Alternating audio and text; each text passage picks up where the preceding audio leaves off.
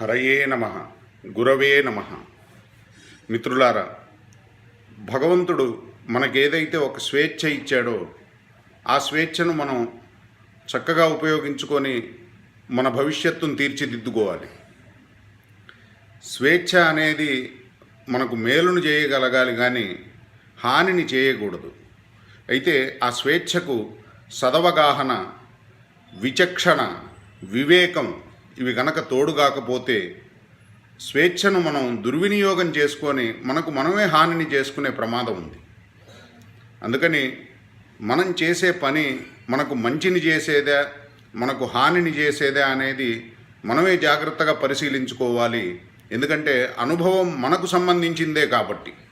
ఎట్లా అయితే ఒక పరీక్ష రాసేటప్పుడు విద్యార్థి అప్రమత్తంగా ఉండి రాసే సమాధానాన్ని జాగ్రత్తగా ఆలోచించి రాస్తాడో, ఎందుకంటే ఆ సమాధానం రాసిన తర్వాత అది సరైనది కాకపోతే దానికి సరైనటువంటి ఫలితం ఎలా అయితే ఉండదో, అందుకనే మనం ఆచరించే కర్మను అనుసరించే కర్మఫలం ఆధారపడి ఉంటుంది.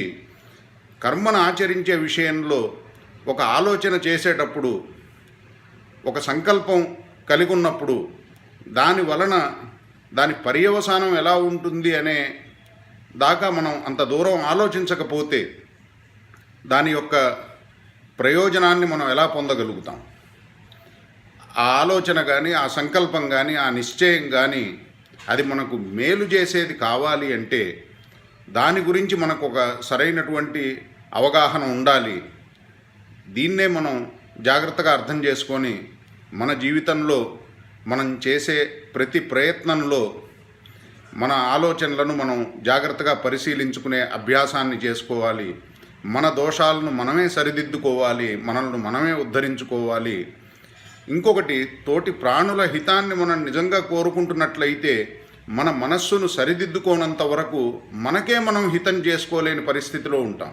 మన హితాన్నే మనం కోరుకుంటున్నట్లు అవుతుంది. అంటే మన మంచినే మనం కాదనుకుంటున్నప్పుడు ఇంకొక ప్రాణికి మంచిని చేయడానికి ఎట్లా మనం ప్రయత్నం చేయగలుగుతాం? మన మనస్సు ఎంత ప్రశాంతంగా ఉంటే ఇంకొకళ్లకు మనం ప్రశాంతతను కలిగించడానికి సహకరించగలుగుతాం.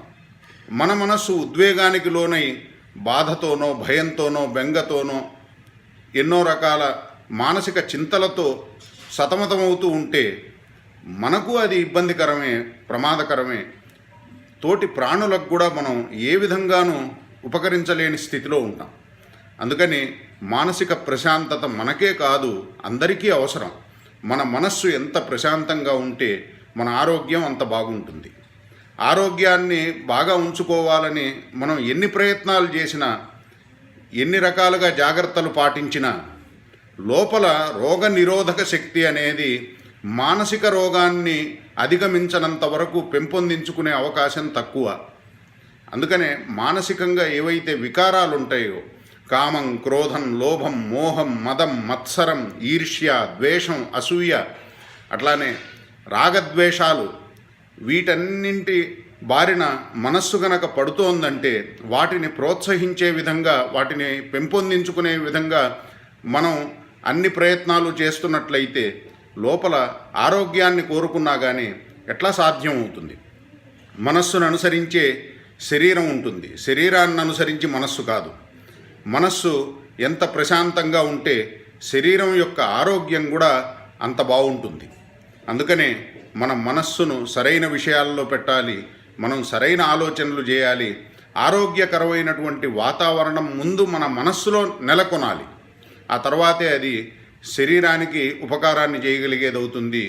శరీరానికి సంబంధించి ఎన్ని జాగ్రత్తలు తీసుకున్నా మనస్సును జాగ్రత్తగా చూసుకునే విషయంలో, మనస్సును మలినంగా చేసుకునే ఆలోచనలను విరమించుకునే విషయంలో మనం శ్రద్ధను చూపించాలి. మనస్సును ఎంత పవిత్రంగా పెట్టుకుంటే, దానిని ఎంత నిర్మలంగా మలచుకుంటే అదే మన జీవితానికి పరమ ప్రయోజనం అవుతుంది.